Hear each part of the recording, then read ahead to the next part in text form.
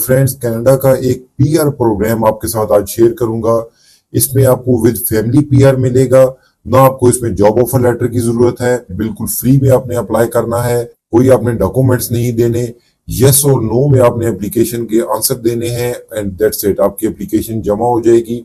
आगे का क्या प्रोसेस होगा, पूरी डिटेल्स आज की वीडियो में आपको बताऊंगा। एक बेसिक ओवरव्यू इस प्रोग्राम का आपके साथ शेयर कर दूंगा।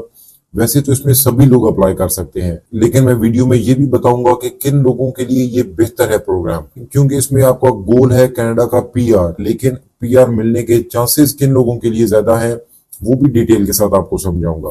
तो वीडियो को ध्यान से देखिएगा, समझिएगा और उसके बाद अप्लाई कीजिएगा। कोई जल्दी नहीं है कि आपने आज ही अप्लाई करना है, कल ये प्रोग्राम बंद हो जाएगा, ऐसा बिल्कुल नहीं होने वाला। और जैसा कि अब 2025 में कनाडा की इमिग्रेशन पॉलिसी काफी स्ट्रिक्ट हुई है, तो इस प्रोग्राम में भी कुछ अपडेट्स की गई है। वीडियो को समझ लीजिए और अगर आप इस क्राइटेरिया पे पूरा उतरते हैं तो जरूर अप्लाई कीजिए। कनाडा का विद फैमिली पीआर लेने के लिए ये द बेस्ट प्रोग्राम है। तो फ्रेंड्स, कनाडा की फेडरल इमिग्रेशन बहुत से इमिग्रेशन प्रोग्राम्स चलाती है और कनाडा के जितने प्रोविंस हैं वो सेपरेटली एक पैरेलल इमिग्रेशन प्रोग्राम्स भी चलाते हैं, जिनमें ज्यादातर आपको जॉब ऑफर लेटर की रिक्वायरमेंट देखने को मिलती है। लेकिन 2-3 ऐसे प्रोविंस हैं जहां पे विदाउट जॉब ऑफर भी आप कनाडा का पीआर ले सकते हैं, और उनमें से एक है सस्केचुअन। काफी बड़ा और ठंडा प्रोविंस है, ठीक ठाक पॉपुलेशन है, यहाँ सर्दी ज्यादा होती है, स्नो काफी ज्यादा होती है, लेकिन इसका मतलब ये नहीं है कि वहां पे लाइफ नहीं है। Local Canadians, Indians, Pakistani, Sri Lankan सभी कम्युनिटीज यहाँ पे रहती हैं और अच्छे से अपने काम चला रही हैं।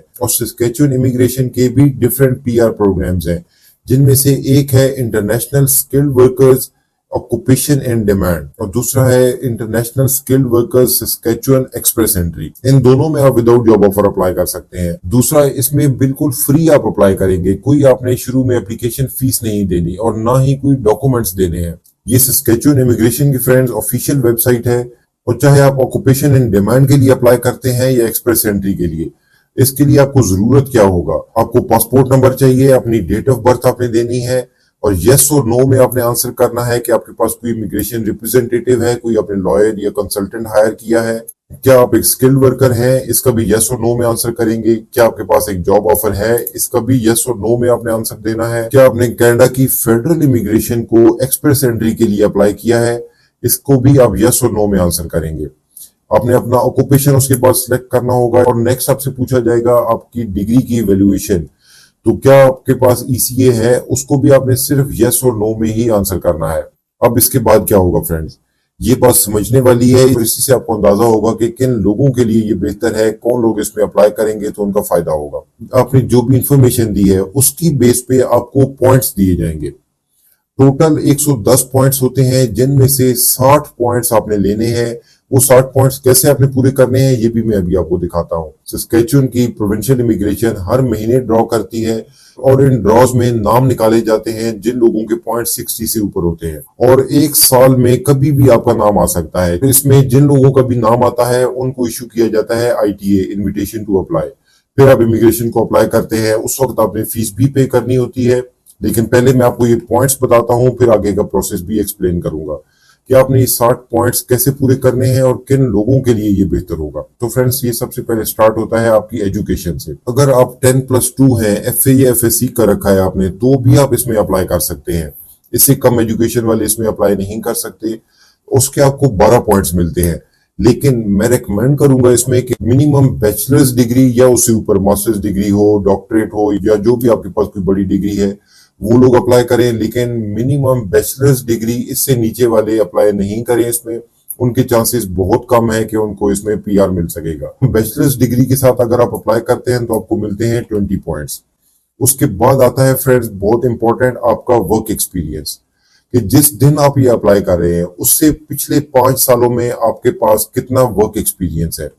तो ऑफ कोर्स वर्क एक्सपीरियंस को प्रूव करना बहुत आसान है। अगर आप इंडिया या पाकिस्तान में रहते हैं तो यहाँ पे आप 5 ईयर का वर्क एक्सपीरियंस ही प्रूव करेंगे और जिसके आपको 10 पॉइंट मिलेंगे। इसके बाद उससे पिछले 5 सालों का मींस, आज आपने अप्लाई किया, इससे पिछले 5 सालों का वर्क एक्सपीरियंस आपने बताया कि पूरे 5 साल का है। अब उससे पिछले 5 साल जो है उनमें आपके पास कितना वर्क एक्सपीरियंस है, उसमें भी अगर आप 5 साल ही प्रूव कर देते हैं, मींस लास्ट 10 इयर्स का अगर आप वर्क एक्सपीरियंस प्रूव करते हैं तो आपको 5 पॉइंट्स और मिल जाते हैं। फिर आते हैं आपकी लैंग्वेज एबिलिटी। इसमें आपको आइल्स करना जरूरी है, और मैं रेकमेंड करूंगा वो लोग जो कि मिनिमम 6 बैंड ले सकते हैं आइल्स में, वो ही इसमें अप्लाई करें। और आइल्स के स्कोर को कनाडा इमिग्रेशन मेजर करती है कैनेडियन लैंग्वेज बेंचमार्क के थ्रू। अगर आपका 6.5 बैंड्स का स्कोर है जिसपे आपको मिलते हैं 18 पॉइंट्स। आइल्स के बाद आप आ जाए एज पे। अब फ्रेंड्स, पॉइंट्स तो आपने 60 पूरे करने हैं। वो एज में 12 पॉइंट्स मिल सकते हैं अगर आपकी एज 22 से 34 के बीच है, और इस तरह आपके 60 पॉइंट्स पूरे हो जाते हैं। अगर आपकी एज 35 से 45 के बीच आती है तो यहाँ पे आपको 10 पॉइंट मिलेंगे। तो फिर आप ये 2 पॉइंट्स आप ऊपर कहीं से कवर कीजिए। आपके पास डिग्री अच्छी होनी चाहिए, आइल्स का स्कोर अच्छा है तो उसके भी पॉइंट्स आपको मिलेंगे। तो इस तरह आपने 60 पॉइंट्स यहीं पे पूरे करने हैं, क्योंकि इसके बाद जो दूसरा फैक्टर होता है वो है कनेक्शन टू सस्केचुअन, जो कि आप लोगों के लिए नहीं है। उसमें आपका कोई रिलेटिव, कोई फ्रेंड होना चाहिए, या कभी पहले आप सस्केचुअन गए हैं, वहां पे जॉब की है, वहां पे पढ़ाई की है, या कि कोई एम्प्लॉयर है जिसने आपको जॉब ऑफर किया है। ये चीजें होती हैं आपका पॉइंट्स बढ़ाने के लिए, लेकिन ये सभी चीजें आप लोगों के पास नहीं है। तो ये जो शुरू के 80 पॉइंट्स हैं, इनमें से ही आपने 60 पूरे करने हैं। इसका लिंक मैं डिस्क्रिप्शन में भी दे दूंगा, वहां से जाके आप अपना ये पॉइंट स्कोर चेक कीजिए। अगर 60 पॉइंट्स आप पूरे करते हैं तो आपने अप्लाई कर देना है application for expression of interest, EOI। ये एप्लीकेशन आपकी 1 साल तक वैलिड रहेगी, जिसमें हर महीने ड्रॉज होंगे, कभी भी आपका नाम आ जाएगा। और जैसे ही आपका नाम किसी ड्रॉ में निकलता है, आपको ईमेल आ जाती है सस्केचुअन इमिग्रेशन की तरफ से। आपको ITA दिया जाता है कि आप मींस आपको इनवाइट किया जाता है कि आप अप्लाई करें रिकमेंडेशन के लिए, जो कि सस्केचुअन की प्रोविंस रिकमेंड करता है आपका PR फेडरल गवर्नमेंट को, क्योंकि फेडरल गवर्नमेंट ऑफ कनाडा ने आपको PR इशू करना है। इस सारे प्रोग्राम के थ्रू आपको घर बैठे अपने होम कंट्री में विद फैमिली PR मिल जाता है फ्रेंड्स। इसका फ्रेंड्स एक बेसिक ओवरव्यू था। ये एक बेस्ट प्रोग्राम है। इसके बाद एक सेकंड और भी ऐसा प्रोग्राम है कनाडा के एक और प्रोविंस का, जहां पे विदाउट जॉब ऑफर आप अप्लाई कर सकते हैं, और वहां पे आपको ये पॉइंट्स भी पूरे नहीं करने होते, ना ही आपने कोई आइल्स का स्कोर शो करना है। नेक्स्ट वीडियो इंशाल्लाह उसके ऊपर भी बनाऊंगा। लेकिन अगर ये सस्केचुअन में आप लोग इंटरेस्टेड है, इसका एक्सप्रेशन ऑफ इंटरेस्ट आप सबमिट करवाना चाहते हैं, इसकी मजीद डिटेल्स जानना चाहते हैं, तो मुझे कमेंट करके बताइए। मैं ये अप्लाई करके भी आपको पूरा प्रोसेस दिखा सकता हूँ कि कैसे आपने ये EOI सबमिट करवाना है।